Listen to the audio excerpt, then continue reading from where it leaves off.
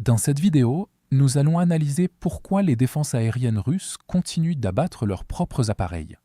Ce qui au départ semblait être des incidents isolés s'est transformé en un schéma récurrent, touchant aussi bien des hélicoptères de combat que des avions civils, et même l'aviation militaire de plus grande valeur de la Russie. À mesure que de plus en plus d'appareils russes sont perdus à cause de tirs amis, les défenses aériennes russes transforment de plus en plus l'espace aérien qu'elles sont censées protéger en une zone de danger mortel pour leurs propres avions. Ce schéma est apparu pour la première fois début mars, au-dessus de la région de Rostov, où les forces russes tentaient de repousser une attaque de drones ukrainiens et ont fini par détruire l'un de leurs propres hélicoptères.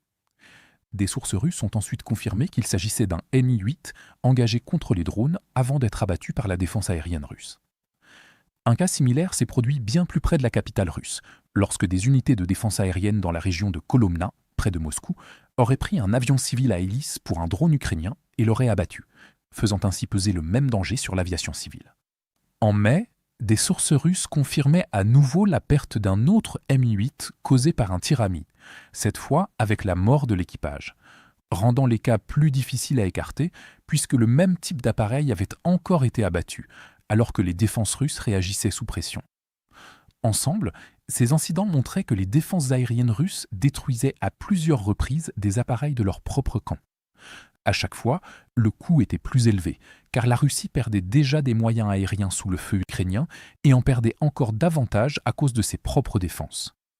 Un appareil abattu par l'Ukraine ou par un tir ami retire la même capacité du service et doit être remplacé à partir du même vivier de pilotes, de pièces détachées et de capacités de maintenance qui ne cessent de diminuer.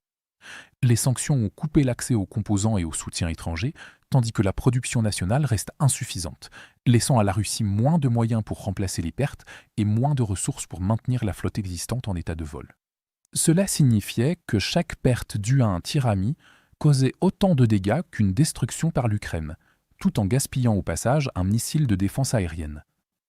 L'aviation civile commençait elle aussi à ressentir les conséquences, car une fois que la Russie a commencé à perdre des appareils sous le feu ukrainien et à cause de ses propres défenses aériennes en même temps, la demande en pièces détachées, réparations et équipes de maintenance n'a cessé d'augmenter, laissant moins de soutien pour les avions et hélicoptères assurant encore les liaisons intérieures.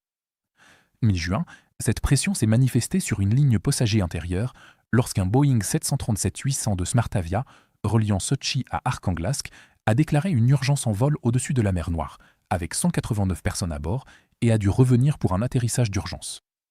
Puis, le 26 juin, un Mi-8 civil a effectué un atterrissage brutal dans le kraï de Krasnoïarsk, les autorités n'ayant donné aucune explication claire, prolongeant ainsi le même schéma de tension sur l'aviation au-delà de la sphère militaire.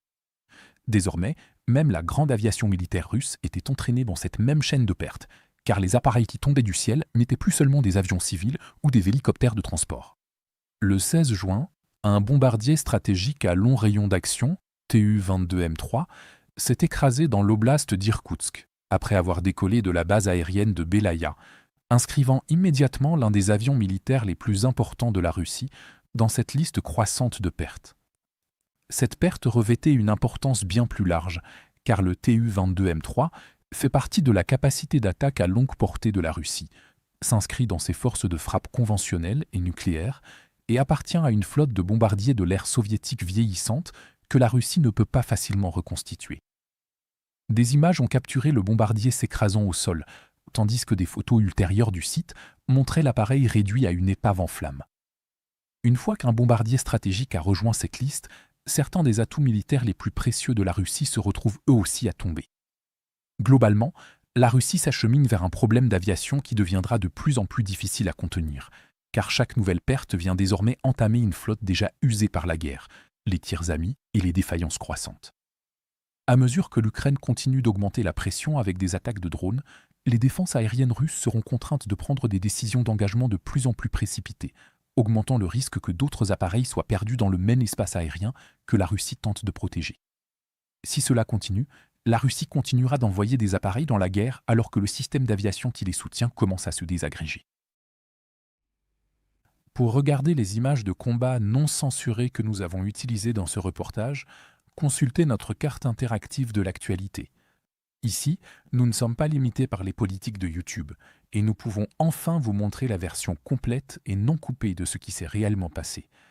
Mais ce qui est encore plus important, c'est que cette carte vous donnera accès à toutes nos analyses des événements majeurs, bien au-delà de ce que nous pouvons inclure dans nos courtes vidéos quotidiennes. Enfin, nous lançons officiellement la deuxième génération de notre carte interactive. Ce que vous voyez à l'écran en ce moment est une version considérablement améliorée et bien plus puissante de la carte, avec encore plus de fonctionnalités avancées et d'outils d'analyse de l'actualité.